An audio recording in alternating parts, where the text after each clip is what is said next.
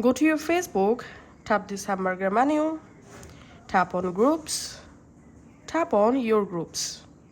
Now go to your group, make sure you are the admin of the group. Now tap on this group settings icon at the top right corner.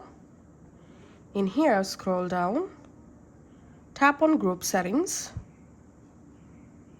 tap on name and description. And now from here you can easily change your Facebook group name. Then tap on save and your group name will update just like this. And to change your Facebook group name, Messenger group name, go to your Facebook Messenger, go to the group, tap the group name, tap this three dot, tap on change name. And now from here you can easily change or update your Messenger group name. Then tap on save.